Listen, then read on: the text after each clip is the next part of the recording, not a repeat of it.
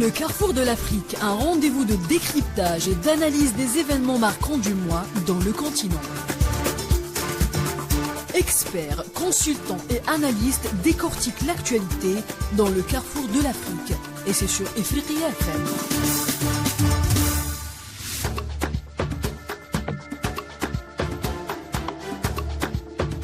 Madame, monsieur, bonjour. Content et ravi de vous retrouver ce matin pour un nouveau numéro de Carrefour de l'Afrique, votre émission mensuelle sur Ifriqiya FM. L'Afrique déterminée plus que jamais à relever tous les défis pour assurer un développement dans le continent. Parmi ces défis, le changement climatique qui impacte, comme on le voit, tout secteur économique. Des conséquences énormes pour le continent africain, des villes dévastées, une économie fragilisée, sommet après sommet. Que faut-il faire pour trouver une solution à ce problème qui devient urgent ? Autre défi que l'Afrique doit relever sans doute, c'est la lutte pour la stabilité et la paix dans le continent. Sommes-nous en train d'assister à un changement ? L'Afrique aurait-elle saisi le rôle qu'elle doit jouer sur la scène internationale ?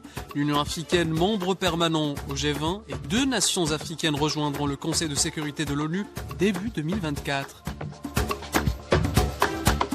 Autant d'éléments à soulever dans cette émission, autant de questions qui nécessitent une réponse. Et pour répondre justement à ces questions, j'ai le plaisir de recevoir sur ce plateau de Carrefour de l'Afrique Jamel Boukrine, spécialiste du Sahel. Bonjour Jamel Boukrine. Bonjour et merci pour l'invitation. Samir Yahyaoui, enseignant et chercheur en hydraulique. Bonjour Samir Yahyaoui. Bonjour, merci beaucoup pour l'invitation. Mostafa Mahmed Mostafa, notre chroniqueur du Tchad à Ifriqiya FM. Bonjour Mostafa. Bonjour Abdelmalik, bonjour l'Afrique. Et Chérifa Obon, notre chroniqueuse du Gabon à Ifriqiya FM. Bonjour Chérifa. Bonjour tout le monde. Bonjour mes invités, bonjour à vous chers auditeurs. Alors, je viens de le dire en introduction, le problème en Afrique, c'est le changement climatique. Ça, on le voit maintenant. J'aimerais commencer par vous, Samir Yahyaoui, vous qui êtes enseignant, chercheur en hydraulique. Comment ce problème a commencé en Afrique ? Merci beaucoup pour l'invitation. Toujours un honneur et un plaisir d'être ici parmi vous. Justement, c'est les effets des changements climatiques, ce sont des changements qu'on a visualisés depuis il y a plus d'une trentaine d'années. En Algérie, en Afrique, dans les pays du Sahel.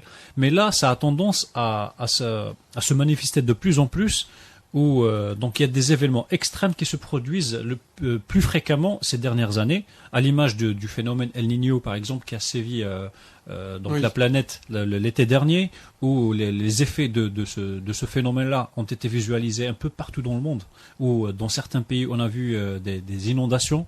Carrément, en Afrique du Sud, il a neigé en plein mois de juin, juillet. Donc, de plus en plus, les conséquences de ce changement climatique sont visibles. Sont visibles, oui, effectivement. Avant, ce n'était pas le cas, mais maintenant... Voilà, maintenant, ils sont de plus en plus visibles. Quand on parle de ces changements climatiques-là, les changements climatiques, elles sont de causes... donc, il y a des causes qui sont naturelles, où donc il y a un cycle auquel est confronté le globe terrestre depuis la création de l'univers. Oui. Donc c'est des changements qui sont tout à fait naturels, mais le problème qui se pose, c'est qu'il y a entre autres des changements qui sont anthropiques, qui sont dus à l'action humaine, à l'action des industries et à l'action des émissions des gaz à effet de serre.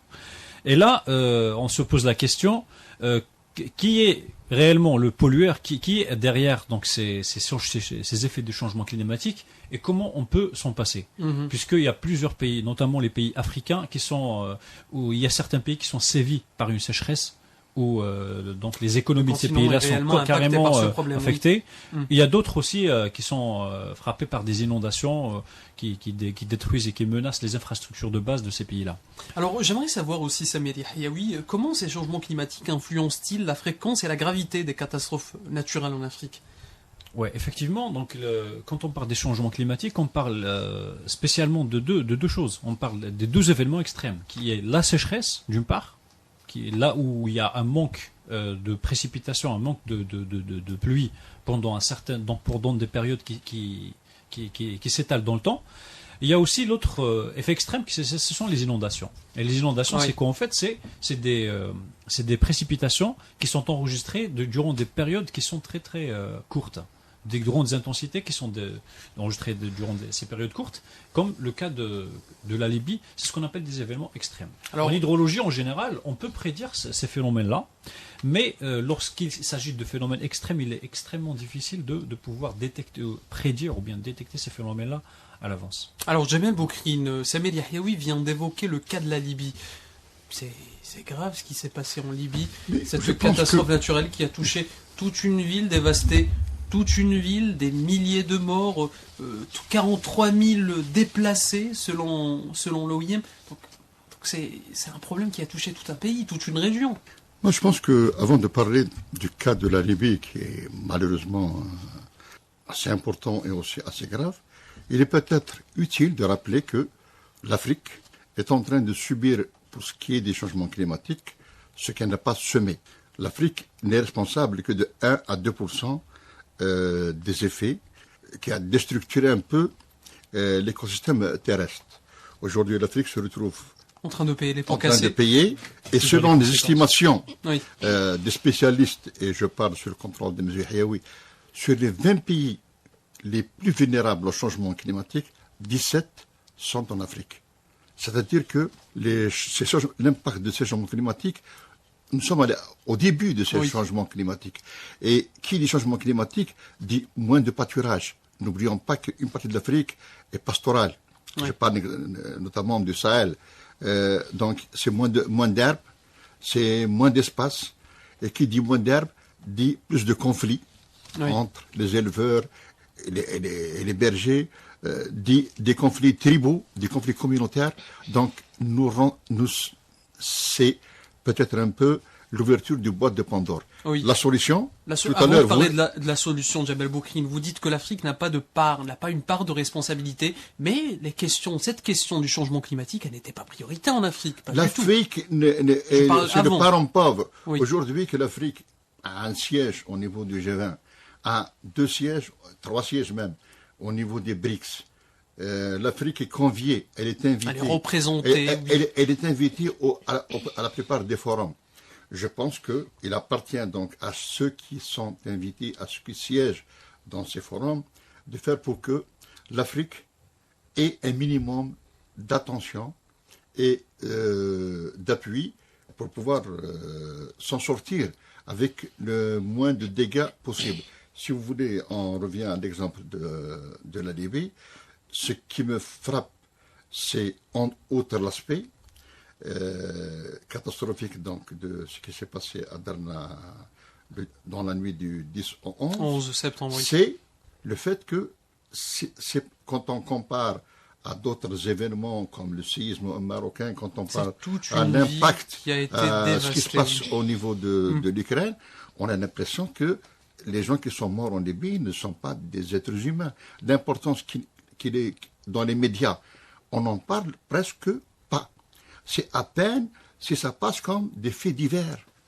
Il y a eu combien de tables rondes, combien de spécialistes qui conviés pour parler justement des changements climatiques. Pas uniquement sur les chaînes étrangères, même dans nos propres chaînes. On a fait combien de conférences de presse pour dire que la gestion des barrages, voilà comment qu'elle se fait. C'est vrai, peut-être il n'y a pas eu une couverture médiatique sur les causes même de ce drame, peut-être une couverture médiatique sur les conséquences de ce drame, mais vous pensez à quoi? Vous pensez qu'il y a une campagne de désinformation qui cible la Libye, Jamel Non, Boukrine? c'est la politique de 2 poids, 2 mesures.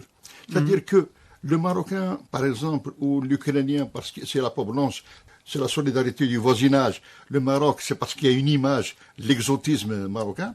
Comme les Libyens, on les a envoyés dans l'âge de pierre, il y a à peine 11 ans. Oui. Et aujourd'hui, L'intervention de l'OTAN. le fait de ne pas en parler, c'est parce que, quelque part, la responsabilité de ce qui s'est passé en Libye incombe en partie à ceux qui ont détruit la Libye. Si la Libye était bien assise, avait un gouvernement, avait des autorités, je pense que la gestion des barrages n'aurait C'est-à-dire pas les dégâts auraient été minimes. Certainement, les Ouais. dégâts auraient été minimes. On aurait au moins, comme dirait n'importe quel, je sais pas moi, n'importe quel amateur de la chose, on aurait ouvert les vannes du barrage. C'est-à-dire, c'est un truc élémentaire.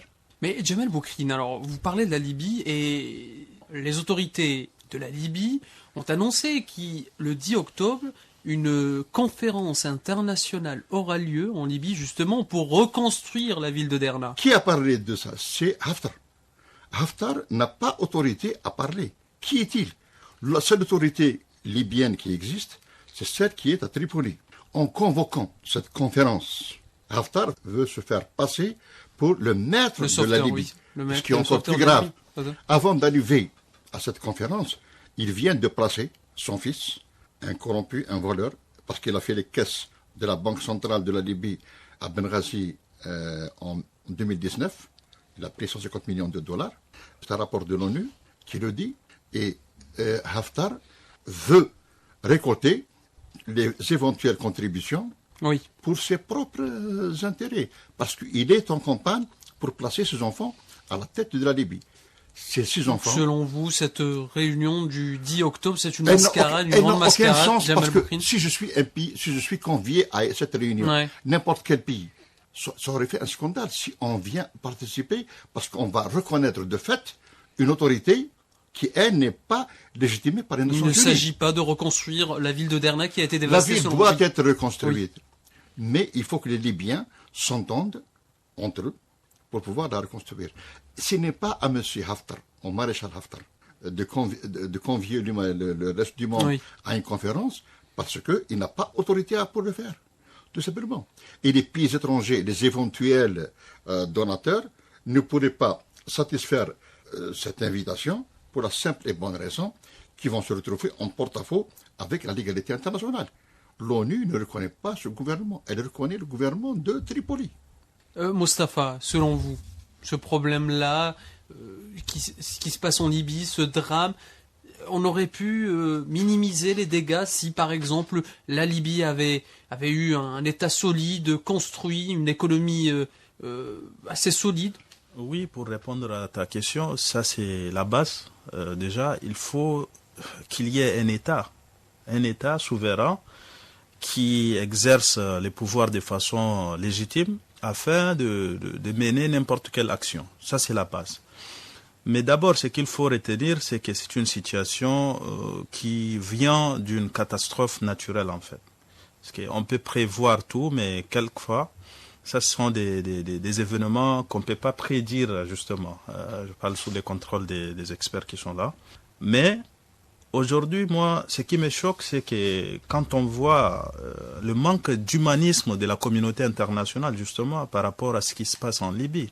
La Libye n'est pas seulement un pays, mais c'est un pays qui se trouve au continent africain, mais également qui fait partie du reste du monde.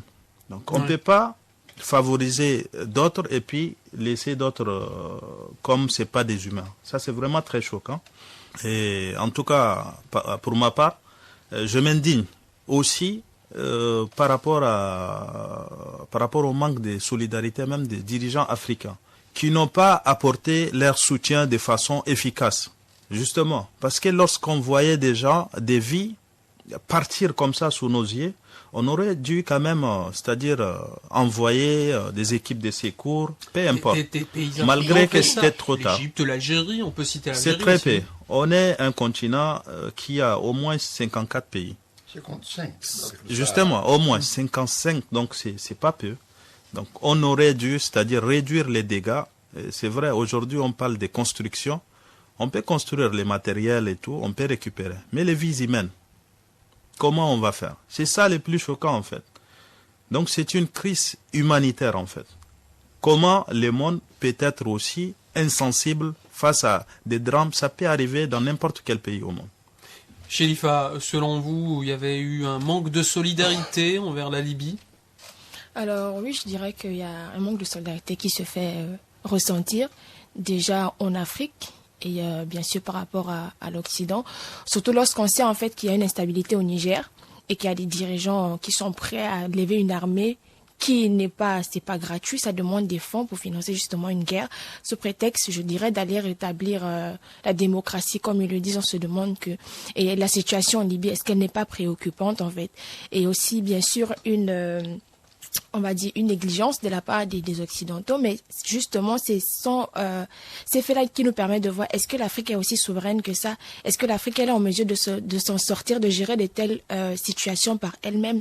Et ça souligne aussi, ça revient sur l'instabilité politique aussi de la Libye. À partir du moment où un pays est instable, il n'y a pas des institutions adéquates, justement, les jeunes ne sont pas formés, parce que tout part aussi quelque part de la formation des jeunes et des ministères qui sont en place, et c'est dire qu'on est capable en fait dans tel ministère, dans tel domaine en fait avec des jeunes de prévoir de telles situations, de savoir qu'est-ce qu'on peut faire. C'est vrai qu'il y a des catastrophes naturelles, on ne peut pas toujours tout prédire, mais on peut minimiser, comme on est en train de le signaler ici, les impacts, les dégâts en fait, et ça passe justement par la formation, par la stabilité politique et de pouvoir en fait, parce que au moment où il y a des pays qui parlent de l'intelligence artificielle, qui parlent justement de la gestion des changements climatiques, oui. Nous, on en est encore à quel niveau? À se dire comment on va faire pour avoir de l'eau, comment on va faire pour avoir de l'électricité, comment on va faire pour justement former des jeunes. Et ça montre justement que l'Afrique, justement, elle est toujours derrière. Alors, j'aurais aimé poser une question justement à Samer Yahiaoui concernant les origines du drame en Libye. Je sais qu'il a beaucoup à nous dire, mais ce que vient de dire Chérifa concernant la CEDEAO et le Niger et ce qui se passe en Libye, c'est vrai. La CEDEAO s'était dépêchée pour former une armée pour attaquer le Niger, alors que pour la ville de Derna, personne n'a vraiment été là sur place rapidement pour intervenir. N'est-ce pas, Jamal Boukri? Vous êtes du même avis que Chérifa? Oui, absolument, parce que qu'est-ce qui s'est passé? Effectivement, quand je parle de la politique de 2 poids 2 mesures, pour le Maroc, il y a des pays qui étaient prêts à envoyer des secouristes et des spécialistes. Pour le Niger, il y avait des pays qui étaient prêts à lever une armée pour aller à la conquête donc, de Niamey. Et pour Darna, il n'y avait pas grand monde.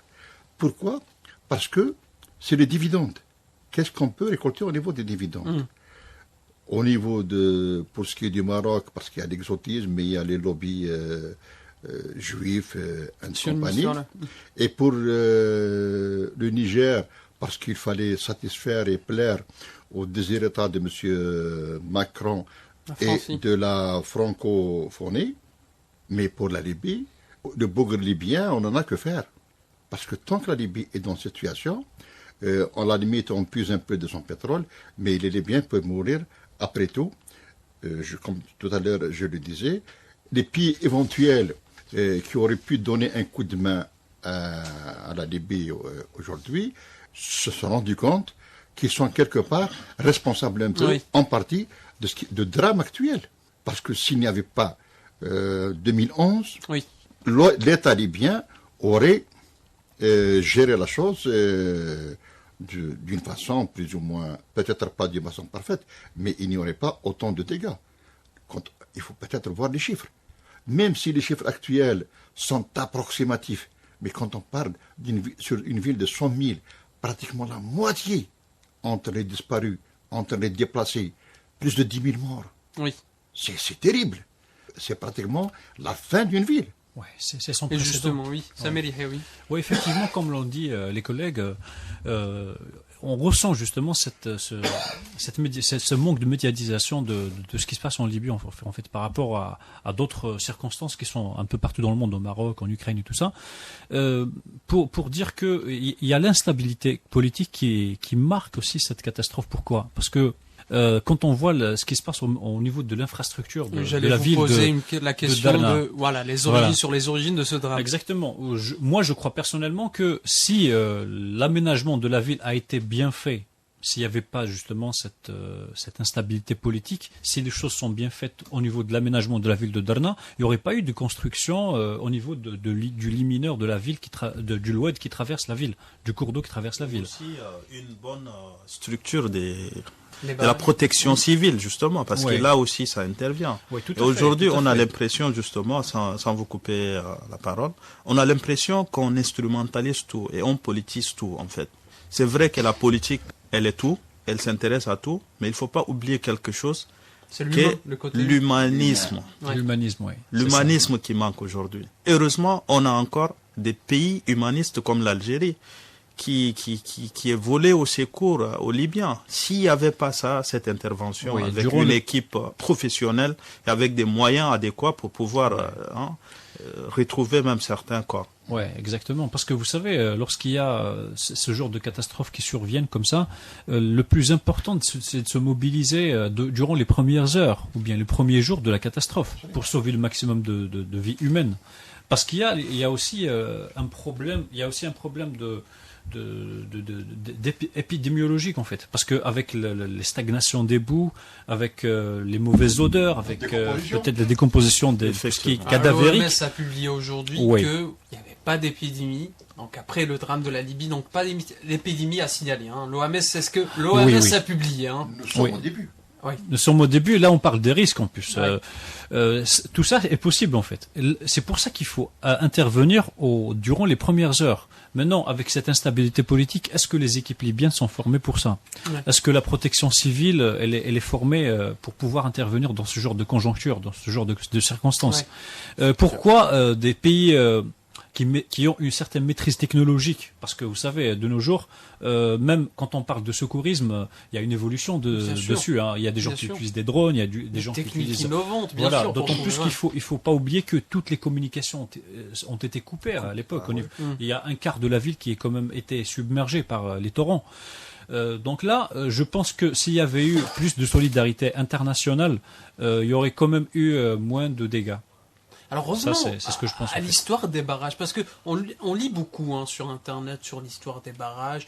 Donc Jamal Boukrine, on en a parlé juste avant l'émission. Donc sur les barrages, vous avez beaucoup à dire peut-être concernant Non, les je ne barrages. peux pas parler devant un spécialiste Oui. dans le domaine. Mais il Non, est mais là, le allez-y, mais allez-y, spécialiste. y a pas de Il est là, souci. il est là pour nous.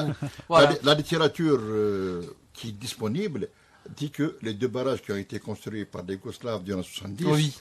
Il y en a qui ont ont accusé la respecté. Yougoslavie. Oui. ont respecté les normes, parce que la Yougoslavie était experte dans le domaine À l'époque, oui. à l'époque, et que ce qui s'est passé, c'est que ça n'a pas fonctionné comme prévu, parce que le service qui devrait assurer le fonctionnement de ces barrages et les alertes éventuelles des climatologues donc, et des météorologues n'a pas suivi, parce qu'il y a une situation en Libye qui fait que aucune chose n'est à sa place. Et quand les choses ne sont pas à leur place, quand n'importe qui fait n'importe quoi dans un pays en guerre, nous avons des drames. Et aujourd'hui, c'est la Libye. Demain, ça pourrait être autre chose. Dans n'importe quel pays du monde où les situations sont similaires.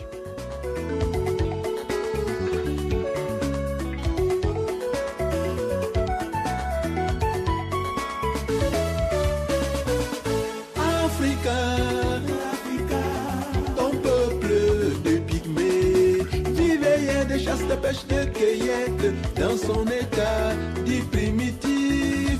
Aujourd'hui, nos forêts ravagées.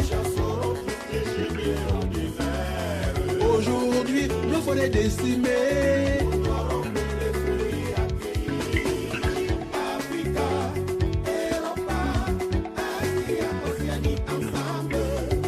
Tanganga, Doudou, Atobanga, Dewe, Africa. We, Etikonde, Likombe, et Concity. America, Australia, par au réchauffement climatique. Dans le bassin du Congo, deuxième poumon forestier mondial, cet arbre qui a abattu est utilisé à peine à 40%.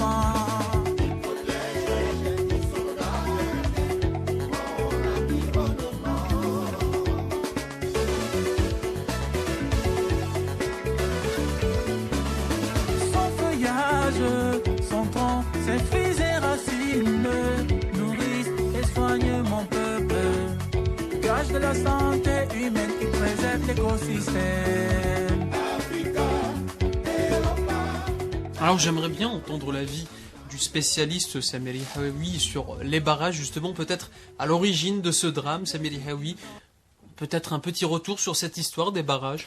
Oui, vous savez, donc cette ville de Darna, il y a un cours d'eau qui traverse la ville, et à l'amont de cette ville-là, il y a deux barrages. Donc il y a un petit barrage qui se trouve juste à à 2 ou 3 kilomètres de Oui, la ville. de la ville. Et puis, il y a un autre qui se trouve à 13 kilomètres, donc le grand barrage qui a été justement sévi par cette tempête. Ce que je peux dire, ces barrages-là ont été conçus dans les normes, puisque quand on conçoit des barrages, on les conçoit selon une intensité, ce qu'on appelle une intensité donnée. Généralement, on prend une période de retour de 1000 ans pour pouvoir concevoir ce qu'on appelle le déversoir de crue d'un barrage. Et là, l'événement qui s'est produit entre la nuit du 10 au 11, Oui. donc il y a eu des précipitations qui ont été enregistrées dans la station d'El Beida, à proximité de la ville, qui dépassent les 414 mm. Et là, d'après les spécialistes, ils disent que c'est un événement qui se produit une fois tous les 4000 ans jusqu'à 5000 ans. Donc vous voyez à peu près. Donc là, il s'agit d'événements extrêmes qui est difficilement qu'on peut prédire très difficilement. Donc là, c'est tout à fait naturel ce qui s'est passé. Mais ce qui n'est pas naturel, en fait, c'est que lorsqu'on a un barrage, le barrage, il est entretenable. Parce qu'en gros, lorsque le barrage il fonctionne, Oui. il y a des vases qui se déposent au fond de la cuvette du barrage. Il y a même un certain volume mort qui est prédit. Là, jusque-là, c'est tout à fait normal. Mais lorsqu'il y a ce genre d'événement extrême qui arrive, Oui. il y a l'intensité, il y a aussi le débit solide qui arrive. Donc il y a un charriage de sédiments qui vient justement submerger la cuvette du barrage. Et là, automatiquement, ça va déverser, ça a fait effondrer justement ce barrage-là. Donc le déversoir de crue n'a pas pu supporter tout ce débit-là, à cause bien sûr de la remontée des boues au niveau du barrage. Là, ça s'est fait vraiment en un temps très réduit. Hein. Oui, et justement, on est en train de parler d'une catastrophe naturelle.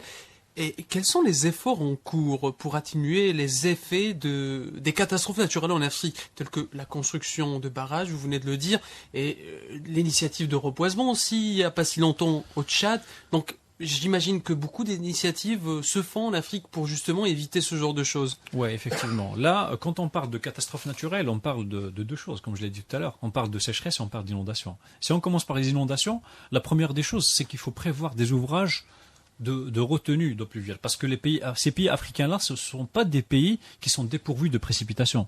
Parce que si on met le paquet sur l'équipement de ces pays-là en infrastructure de base, là on parle de barrages, on parle de bassins de retenue d'eau pluviale. Tout ça, on parle aussi de puits, de forage pour pouvoir exploiter la moindre ressource d'eau souterraine. Là, on peut pallier au problème déjà de la sécheresse. Oui. Et quand on parle d'inondation, il faut justement faire des études de protection contre les inondations, surtout des grands espaces urbains, comme la ville de Derna, qui est le parfait exemple. On sait très bien qu'elle est traversée par un cours d'eau, et on a des ouvrages de stockage qui sont à l'amont. Là, il faut justement protéger ce genre d'ouvrages. Chérifa, est-ce que le continent africain a cette volonté de vouloir changer les choses? Le continent africain, est-ce qu'il veut se débarrasser de ces méfaits du changement climatique? Est-ce qu'il y a une réelle stratégie à cela? Je dirais oui, quelque part, il y a cette volonté de vouloir changer les choses. Mais après, comme on le dit, la volonté à elle toute seule ne suffit pas en fait pour régler des problèmes. Donc, au-delà de la volonté, mais la question est de se poser qu'est-ce qu'ils font en fait. C'est vrai qu'on entend des grands discours, ils participent à des sommets, mais à la fin de la journée, est-ce qu'on peut se dire qu'ils ont réellement fait quelque chose? Ils ont réellement vu. Justement, récemment, un sommet énorme s'est déroulé en Afrique, c'est le sommet de Nairobi sur le climat. Un autre sommet aussi, le sommet du climat, organisé à l'occasion de la 78e Assemblée Générale de l'ONU. Donc, les sommets, c'est pas ça qui manque, Chérifa, mais peut-être l'application. Est-ce que le peuple africain, les Africains sont-ils conscients concernant cette problématique du changement climatique? Oui, je dirais d'une certaine manière, ils ont conscience de cela. Mais en même temps, on assiste à l'Assemblée Générale à l'ONU. On a droit à des grandes déclarations, même des pays. Oui. On se demande que c'est vous vraiment qui déclarez ça lorsqu'on voit l'état de vos pays. C'est un peu contradictoire. Alors oui, il y a la volonté, il y a des sommets, mais au-delà des sommets, on veut bien des actions. Au-delà des sommets, on veut bien en fait des faits palpables. Et je pense que le Gabon gère quand même assez bien cette situation de changement climatique. Ils ont d'ailleurs été, je pense, récompensés par rapport à cette gestion des changements climatiques tout récemment.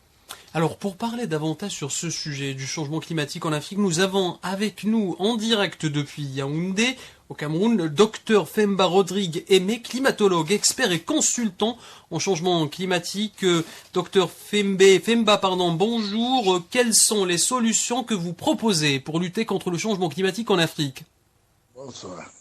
Les solutions innovantes, ou encore ce qu'on appelle les innovations climatiques ou les technologies climatiques, sont nombreuses et elles vont concerner l'ensemble des inventions à but utilitaire, c'est-à-dire qui permettent de résoudre des problèmes, soit des problèmes climatiques, soit des problèmes généraux, mais ces solutions-là peuvent aussi aider à résoudre des problèmes climatiques, tant en termes d'adaptation, c'est-à-dire de la lutte contre les impacts des changements climatiques, comme les sécheresses, comme les inondations, comme aussi, surtout les cyclones et autres formes de pluie accompagnées de vents violents, comme ce qu'on a connu, je crois, en Libye. Oui, en Libye, justement, on était en train de parler de la Libye. D'Afrique du Nord l'ont connu déjà. Alors, dans ça, ces manifestations de changement climatique qui créent des conséquences, lutter contre ces conséquences-là, mobiliser des solutions, c'est faire dans ce qu'on appelle l'adaptation au changement climatique. Donc, certaines solutions peuvent aider à s'adapter au changement climatique. Je prends dans l'adaptation une des choses, c'est, par exemple, je prends le cas des cyclones et autres, ou des inondations qui apportent des pluies catastrophiques qui détruisent l'habitat, les biens matériels qui font beaucoup de décédés, de sinistrés. Alors donc, l'une des manières justement, oui, comment on doit faire, c'est de les prévenir. Prévenir veut dire venir avant. Et donc, venir avant, on peut alerter les populations. On a dit que dans le cas libyen, par exemple, il y a eu des retards dans l'alerte. Et donc, les outils d'alerte aujourd'hui, c'est les outils technologiques. J'ai pris votre domaine de l'information, de la communication, comme vous êtes journaliste. Vous voyez que si les stations météorologiques sont, par exemple, ne sont pas les anciennes, ne sont pas les manuelles, si elles sont automatiques et si elles sont connectées sur des satellites ou si elles sont bien exploitées et permettent de mettre en place un bon système d'alerte. Les systèmes d'alerte vont jusqu'à ce que dès qu'on a un type de température, si c'est bien programmé, on peut avoir par exemple spontanément dans le téléphone WhatsApp de tous les journalistes par exemple de la zone ou dans tous les mails ou dans plusieurs réseaux, des alertes, c'est-à-dire vraiment des mails qui vont arriver ou des messages qui vont arriver et parfois avec des signaux sonores. Un exemple, moi par exemple, la semaine dernière, j'ai fait réceptionner une station météorologique automatique que j'ai fait installer au nord Cameroun, où on a la sécheresse, où on a aussi les inondations. Oui. Et donc, dans la programmation que je veux faire, parce que j'attends la connexion Internet, que la connexion Internet... maintenant, en même temps aussi... Donc j'imagine que, voilà, il y a des obstacles, docteur, oui. L'inondation est là. Également, on peut diffuser les informations rapidement. Je reste toujours dans l'information et la communication pour donner aux gens des conduites à tenir. On peut, par exemple, utiliser les drones ou utiliser des images satellitaires pour pouvoir détecter des zones où c'est grave, voir la progression, donner des alertes. Les drones peuvent même, certains drones sont configurés tels qu'ils peuvent même avoir encore d'autres valeurs ajoutées. Autant d'exemples. Si on met la technologie que, par exemple, la technologie de vol par avion à la disposition des populations d'une île ou d'une zone séquestrée par les tornades, par les inondations, par les tempêtes, et ainsi de suite. Voilà, c'est la même famille avec les cyclones, les dépressions. Alors, donc, si on met même les vols à la disposition des populations pour les évacuer. Comme c'est quelque chose de nouveau, c'est une innovation.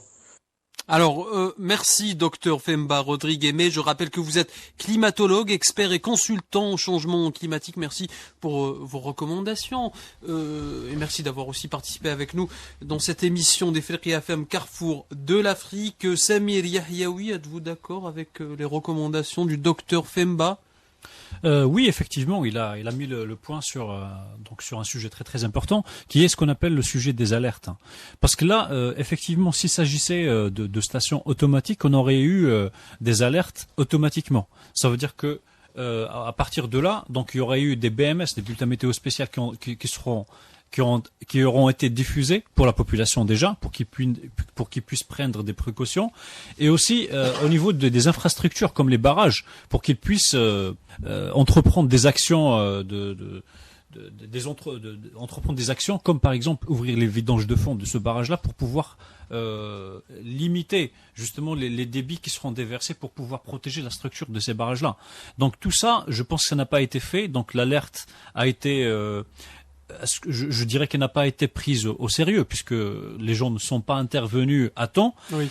Donc tout ça, ça atténue justement ça empire un petit peu les choses en période de crise et c'est l'une des conséquences justement de l'instabilité politique, parce que oui. Voilà. Jamel Boukrine, peut-être pour rebondir. Je vais justement, je prends le relais parce que c'est bien beau de parler de tout ce qui est électronique, des satellites, des stations météo, des BMS. Mais dans des pays où il y a une certaine stabilité, où il y a une bonne gouvernance. Ouais. Mais aujourd'hui, est-ce qu'on peut parler de BMS alors qu'on dans a les des pays problèmes, du Sahel? Alors qu'on a des problèmes de connexion Internet. Est-ce qu'on peut parler de... Oui, c'est des problèmes qui sont très récurrents. De ces moyens, effectivement. On parlait de satellites alors qu'il n'y a pas de connexion. Parler d'utiliser des moyens aériens, des drones, et éventuellement, parce que même on peut avoir d'autres systèmes aéronautiques plus sophistiqués pour pouvoir prévenir ces gens. Vous savez, la plupart du temps, vous savez, dans les pays africains, juste, je vous donne cette information, il y a des pays où même l'usage des drones, par exemple, pour des fins scientifiques, est interdit. Il faut à chaque fois avoir une autorisation. De la défense, effectivement. Il faut avoir à chaque fois une autorisation pour pouvoir survoler une certaine Pas zone. uniquement Tout ça. en Afrique, mais et là, même... ça ralentit justement la dynamique des équipes de recherche. Juste pour dire ce que le prérequis à tous les souhaits de notre ami camerounais, c'est la stabilité, c'est la bonne gouvernance, c'est la paix. Parce qu'aujourd'hui, quand vous allez, par exemple, est-ce qu'on peut parler de climatologie, est-ce qu'on peut parler de la lutte contre la désertification à un cultivateur au niveau ou à un berger au Mali ou au Niger, il n'a que foutre de ça. Lui, ce qui l'intéresse, c'est sa survie. Aujourd'hui, il est à la survie. C'est quand les conditions seront normalisées, quand il y aura des États sur lesquels il pourrait s'appuyer. Là, on pourrait faire des campagnes. On pourrait faire des campagnes de reboisement. On pourrait sensibiliser les gens, leur apprendre à gérer l'eau. Mais là, en attendant, peut-être ce sont des recommandations qui sont bonnes, mais pour des pays qui ont connu... Qui ont une certaine maîtrise déjà, une certaine maîtrise technologique. Des problèmes de violence. Oui. Alors, Moustapha, justement, on parle de l'Afrique, peut-être il n'y a pas une maîtrise à cela, c'est-à-dire débloquer ce genre de technologie et peut-être qu'il n'y a pas aussi le budget. Donc, comment les communautés locales en Afrique se préparent-elles aux catastrophes naturelles et quelles sont leurs pratiques de résilience traditionnelle? Alors, moi je vais être très concret avec toi. Justement, quand on parle des catastrophes, il faut avoir des moyens. C'est-à-dire, l'humain à seul, avec ses mains, ne pourra pas grand-chose. Faire face à cette catastrophe. Justement. Ouais. Donc, il faut des gros moyens, donc il faut débloquer des sommes colossales pour pouvoir faire face, des fonds, justement. Mais ce que nous, on observe en Afrique, généralement, c'est que quand il y a un problème, les gens sont solidaires souvent. Ouais. On a vu la solidarité, par rapport à ce qui s'est passé et tout. Les gens sont venus en aide et tout. Mais ça, c'est vraiment à un niveau très très bas. On est un peuple héroïque et non stratégique. Je m'explique. Héroïque pourquoi? Parce qu'à chaque fois, on attend, lorsqu'il y a un problème d'abord, on se met debout pour répondre. Donc on doit passer au stade stratégique en fait, c'est-à-dire la prévention, et aussi la formation. Et il faut aussi encourager les chercheurs. Aujourd'hui, nous avons justement pas mal de chercheurs qui fuient les continents par manque de fonds pour réaliser leurs projets de recherche. Et ça, c'est très intéressant. Ouais. Et on a aussi un aspect qui est très important au sein de la communauté africaine. Ce sont les petites associations et les ONG qui, à travers des formations, et à travers aussi des actions citoyennes, la plantation des arbres, justement, pour faire face aussi au reboisement, justement, au changement climatique. Et donc maintenant, pour qu'il y ait, c'est-à-dire vraiment une réponse efficace, il faut d'abord de l'ingénierie. Et sans exception, il faut toujours de la technologie, parce qu'aujourd'hui, on ne peut pas faire, tu vois, dès qu'un problème est complexe, il faut aussi une solution assez complexe. Et donc, c'est la technologie, innovante. Ouais. Donc, il faut de la technologie innovante. Êtes-vous d'accord, Chérifa, avec ce que vient de dire Mustapha? Oui, bien sûr. C'est comme il a dit, l'Afrique, elle est connue pour être communautaire. Donc après, je pense que c'est comme il le disait aussi, ça passe par de la prévention, de la sensibilisation. Et bien sûr, ça reste des activités, on va dire, minimes. La plus grosse part revient aussi de nos gouvernants, des ministères, en fait, qui doivent sérieusement s'impliquer dans cette question-là et mettre justement les moyens en œuvre pour pouvoir résister à grande échelle, en fait, au changement climatique. Parce que, une fois de plus, ce sont les populations qui subissent, en fait. Ouais. Ce sont les populations qui subissent vraiment ça. Donc, ça nécessite de réelles politiques sur la question, la prévention et bien évidemment aussi des moyens, des promesses qui doivent être tenues. Parce que ces questions sont abordées, mais on se demande à quand la pratique, à quand réellement la mise en œuvre. Justement, quand on voit sur le plan politique, on a toujours vu à la télé, soit à travers la radio, on a entendu, les dirigeants prennent part à des conférences, justement. Mais après les conférences et les tables rondes, est-ce qu'ils passent à l'action vraiment? Parce que la volonté à elle seule, justement. Donc ça il y a un manque de volonté politique d'une part, justement. Ou jamais le bouclier peut-être. Il y a effectivement... Encore une fois, pour rebondir... Il y a la volonté politique qui est un prérequis. Il faut avoir des moyens. Or, aujourd'hui, les moyens en Afrique, c'est pas ce qui est abondant. Il y a aussi un autre élément, c'est l'homme. Il n'est de richesse que les hommes, comme dirait l'autre. Or, aujourd'hui, qu'est-ce qui se passe? Nous sommes en train d'assister à un essorage, c'est-à-dire on est en train de prendre tout ce qui est sève de l'Afrique, et demain, qui pourra prendre en charge donc tout ce qui est cette lutte, cette préservation de la nature? Et sans les hommes, sans les moyens, sans volonté politique, ce n'est pas quelque chose qui sera fait par un extraterrestre. Donc nous avons besoin aujourd'hui des moyens, surtout, avant tout, d'une volonté politique. Et je pense que l'Union africaine et les différents organes, avec ces différents démembrements régionaux, pourraient passer donc à l'acte. Les moyens, il nous faut des moyens. Les pays qui sont responsables de la catastrophe actuelle doivent mettre la main à la poche. Oui. Et puis, les compétences nécessaires à cette dynamique, qu'elles soient ici ou qu'elles soient à l'étranger aujourd'hui, qu'elles soient en Afrique ou qu'elles soient dispersées de par le monde, il faut aussi qu'elles s'impliquent, qu'elles soient associées, parce qu'il y va de la préservation de l'Afrique, qui est le patrimoine. Selon vous, l'Afrique maintenant, avec sa position, avec son statut, peut demander des dédommagements? Absolument. Oui. Elle est en droit de demander des dédommagements. Il suffit de poser les questions, de faire des évaluations, d'appeler ces enfants qui ont les compétences nécessaires pour faire des calculs nécessaires et pour un dédommagement. Nous n'avons pas appuyé. Je prends un exemple très simple. Quand on va au Niger, par exemple, tous les dégâts qu'a fait Areva pour l'environnement, ce n'est pas au gouvernement du Niger de les assumer. Areva a fait 10 milliards, mais sans compter sur les dégâts qu'elle a causés. Son personnel expatrié vivait dans des villas avec piscine, et son personnel nigérian cadres ou autres vivaient dans des bidonvilles sans eau et sans électricité. C'est le comble d'un pays qui produit de l'énergie. Pour pouvoir éclairer l'Europe, notamment la France, et lui, il a des problèmes d'électricité. Les enfants du Niger n'ont pas accès à l'électricité. Bien pire, ils importent de l'électricité de l'extérieur. C'est ce on leur a bien coupé l'électricité. Là aussi, un problème de transformation. Ouais. On leur a bien coupé de l'électricité. Oui, Chérifa. Pour revenir à ce qu'il disait, ça revient justement à la question de la gérance de nos autorités, en fait.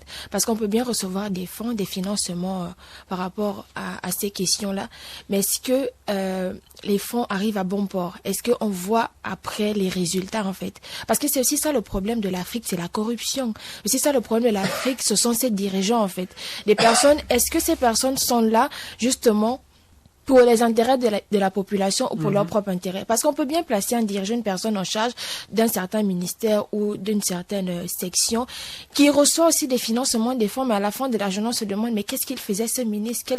Qu'est-ce que ce directeur faisait en fait? Parce qu'on ne voit pas des résultats. Donc c'est ce problème-là aussi des autorités publiques, des personnes qui sont en charge de mettre un certain nombre de choses en place. Est-ce qu'ils le font réellement en fait? Et c'est à nous aussi, population africaine, d'être un peu plus exigeante en fait, de se dire que mais on vous a mis là pour nous servir, pas pour vous remplir les poches. À la fin de la journée, on est censé... Je rappelle nos chers auditeurs que vous êtes du Gabon et qu'au Gabon vous avez vécu ça avec la dynastie Bongo, non?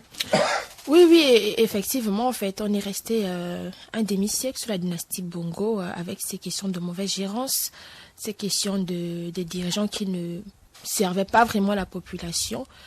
Et tout récemment, on a eu un coup d'État, justement, qui, on le croit, va changer les choses. Et on est en train de voir, on va dire... C'est vrai que c'est assez précoce de juger aujourd'hui, mais on espère en un changement véritable.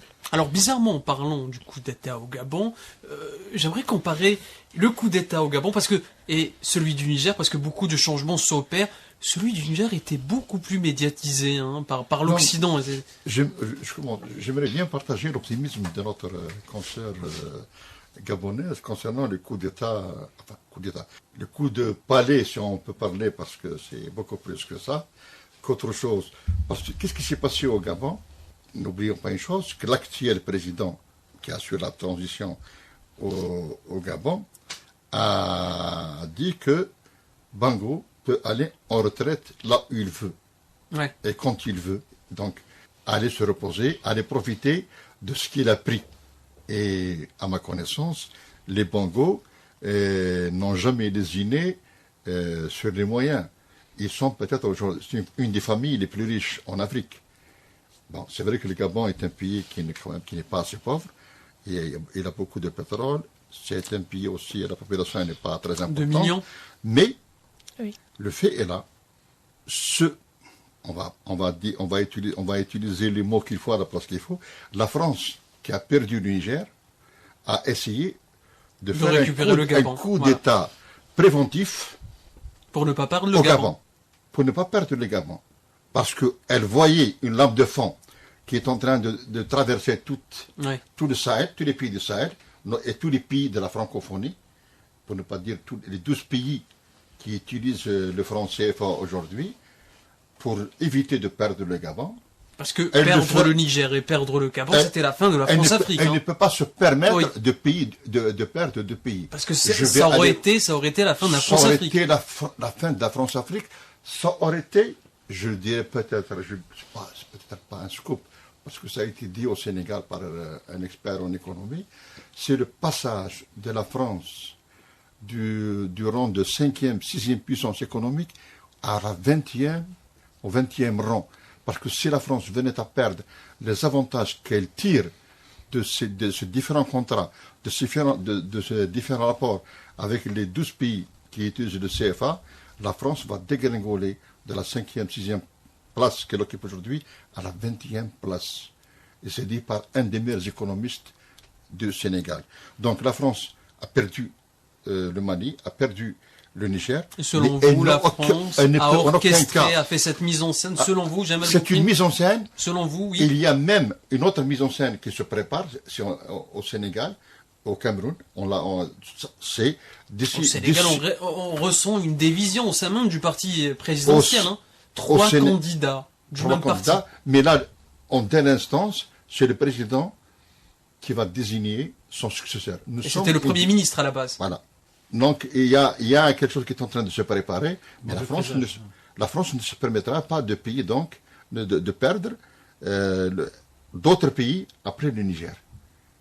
N'oublions pas une chose, c'est que la France a été presque sur le point d'intervenir sans la position ferme de l'Algérie et sans, après le voyage d'Attaf aux États-Unis, la décision des États-Unis de freiner l'élan français. Et si on veut maintenant en parler, quand on regarde comment est-ce que les Américains gèrent l'affaire du Niger, pour eux,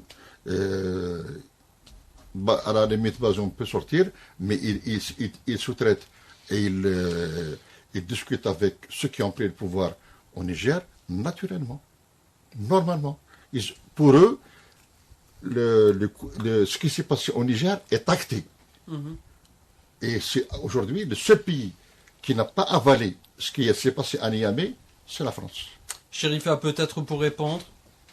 Alors, ce que je peux dire, c'est il faut analyser, il faut prendre ces coups d'État de manière complètement différente. On ne peut pas en fait juger le coup d'État au Gabon comme celui du Niger, parce que les réalités ne sont pas les mêmes en fait. Les réalités ne sont pas les mêmes. Et concernant le président actuel, ce que je peux dire, c'est quoi?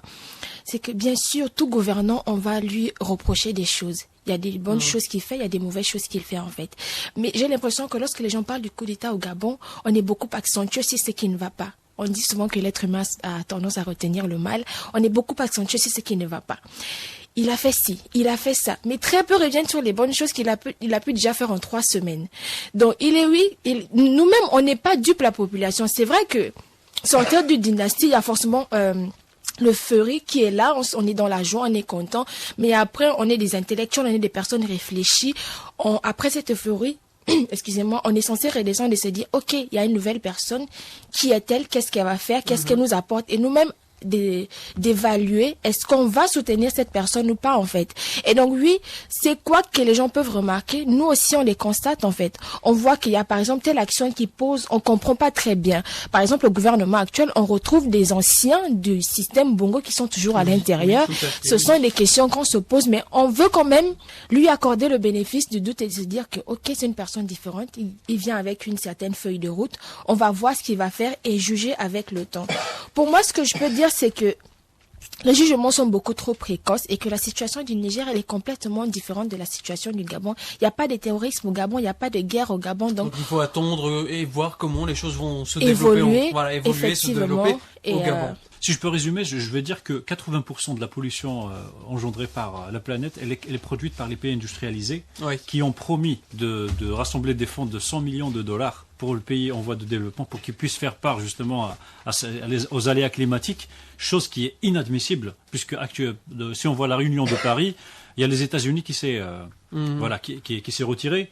Là, est-ce qu'on peut imposer à la Chine ou à l'Inde de réduire leurs émissions de gaz à effet de serre au détriment de leurs économies pour pouvoir faire plaisir aux autres pays en voie de développement? Ça, je pense que c'est pas possible. Maintenant, l'enjeu, il est politique.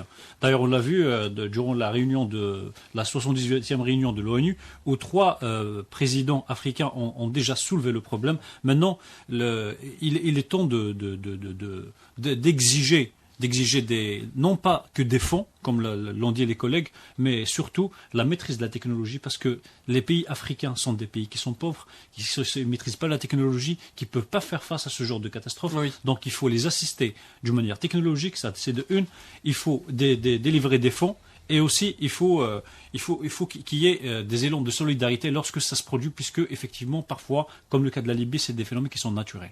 Beaucoup de changements s'opèrent, beaucoup de défis attendent de l'Afrique. Madame, Monsieur, c'est la fin de cette émission. Je tiens à remercier mes invités, Mohamed Mostafa, Djamel Boukrine, Chérifa Oboin et Samir Yahyaoui. Merci d'avoir accepté mon invitation et merci d'avoir répondu à mes questions. Quant à moi, chers auditeurs, je vous dis au mois prochain.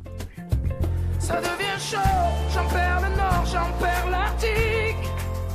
J'entends des voix, des fois venues d'Afrique. A tout le monde c'est des mains.